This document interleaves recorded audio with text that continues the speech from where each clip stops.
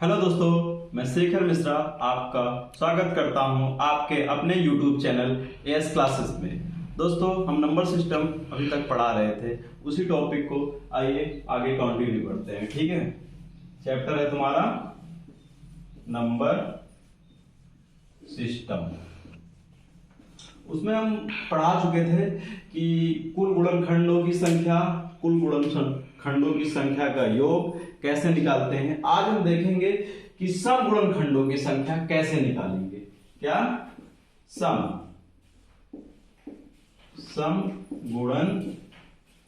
गुणनखंडों की संख्या। सम गुणनखंडों की संख्या कैसे हम पता करेंगे कि सम गुणनखंडों की संख्या क्या है। उसके लिए हमको कुछ नहीं करना है, एक क्वेश्चन लेते हैं। जैसे क्वेश्चन है, मान लो 300। क्या है? 300 के सम गुणनखंडों की संख्या बताओ। क्या करेंगे? पहला काम फैक्टर कर लो।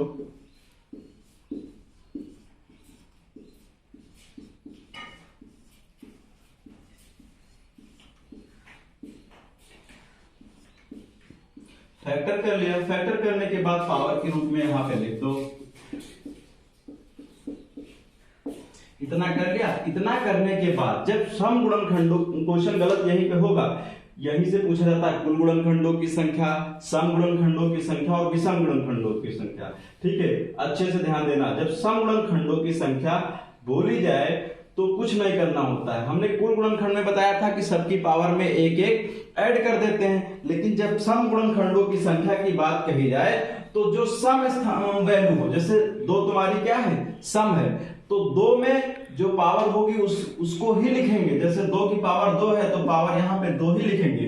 बाकी जो विषम संख्या होंगी उनकी जो पावर होगी उनमें हम एक एक ऐड कर देंगे। जैसे 3 तुम्हारी विषम संख्या और इसमें पावर 1 है तो इसमें एक ऐड करेंगे, यानी क्या हो जाएगा? 2। 5 तुम्हारी विषम संख्या, इसकी पावर 2 है तो इसमें हम एक ऐड कर देंगे, तो हो जाएगा 2 2 4 4 3 12। यानी इसके कुल गुणनखंड कितने आए? यानी कि 300 के सम गुणनखंडों की संख्या क्या हुई? 12। इसी तरह एक क्वेश्चन और देख लेते हैं, उससे हम ये कॉन्सेप्ट हमारा क्लियर हो जाएगा। सम गुणनखंडों की संख्या मान लो हम यहां पे ले लेते हैं 170 ले लेते हैं। ठीक, इसके अब यहां पे हम करेंगे 5 से जाएगा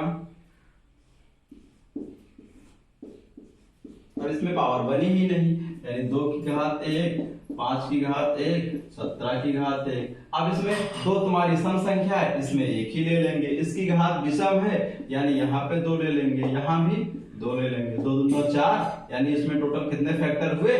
4। अगर हम चेक करना चाहें कि क्या ये सही है, इसके सम गुणनखंड यहाँ पे सही है, तो इसके गुणनखंडों की संख्या हम कर भी सकते हैं। ठीक है, ये तुम्हारा हो गया सम गुणनखंडों की संख्या।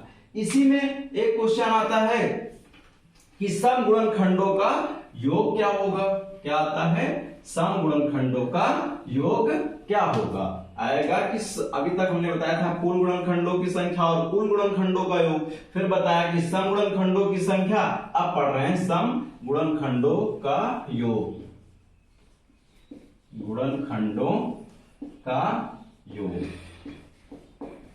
सम गुणनखंडों का योग करने के लिए जैसे कोई क्वेश्चन दे दिया गया, मान लो हम पहले वाला ही क्वेश्चन लेते हैं। 300 के सम गुणनखंड, 300 के सम गुणनखंडों का योग क्या होगा। मान लो क्वेश्चन आ गया तो हम क्या करेंगे? बस वही काम, इसके फैक्टर करेंगे। इसके फैक्टर जब 300 के हम करेंगे तो इसके फैक्टर अभी भी हम किए थे, तो आया था 2 की घात 2, 3 की घात 1 और 5 की घात 2, यही आएंगे। अभी इसके पहले हमने किया था। ठीक है, इसका ये फैक्टर हो गए। अब जब यहाँ पे गुणनखंडों की बात की गई है तो हमने जब कुल गुणनखंड बताया था तो वहां पे बताया था कि 0, सबकी पावर में 0, यानी 2 की घात यहाँ 2 थी तो हम लिखते थे 2 की घात 0, फिर इंटू 2 की घात 1, 2 की घात 2।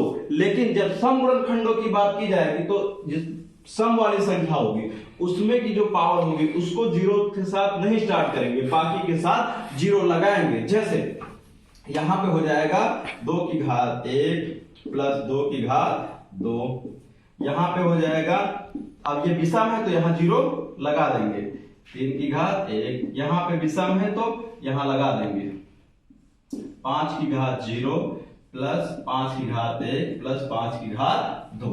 अब इसको सॉल्व कर लो, ये हो जाएगा 2 प्लस 4, इधर हो जाएगा इंटू में 3 प्लस 1, इधर हो जाएगा 1 प्लस 5 प्लस 25।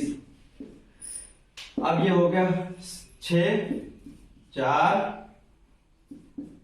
31। अब इसको इंटू कर लो, इसको अगर हम इंटू करेंगे तो ये आएगा, इधर करके देख लो, 24 इंटू 31 यानी 24 744, यानी इसका टोटल आंसर आ गया 744। यानी 300 के अगर हम सम गुणनखंड करेंगे तो टोटल कितने आएंगे 344। आइए एक बार फिर से इसको देखते हैं सम गुणनखंड। क्या करेंगे, पहले इसको फैक्टर करेंगे, फैक्टर करने पे ये आया 2 की घात 2, 3 की घात 1 और 5 की घात 2। उसके बाद फिर क्या करते हैं, जो सम वाली संख्या होगी यानी 2 तुम्हारी सम संख्या है, सम में 2 की घात 0 नहीं लिखेंगे, इतना ध्यान देना, यहीं पे क्वेश्चन गलत होगा। यहाँ पे 0 ना लिख के 2 की घात 1 प्लस 2 की घात 2 फिर इंटू 3 की घात, ये विषम है इसमें 0 लिखेंगे, 3 की घात 0 प्लस 3 की घात 1, ऐसे सॉल्व कर लेंगे। सॉल्व करने पे ये तुम्हारा आ जाएगा 744। दोस्तों ये तुम्हारा था सम गुणनखंडों की संख्या। आज की क्लास यहीं तक, धन्यवाद दोस्तों।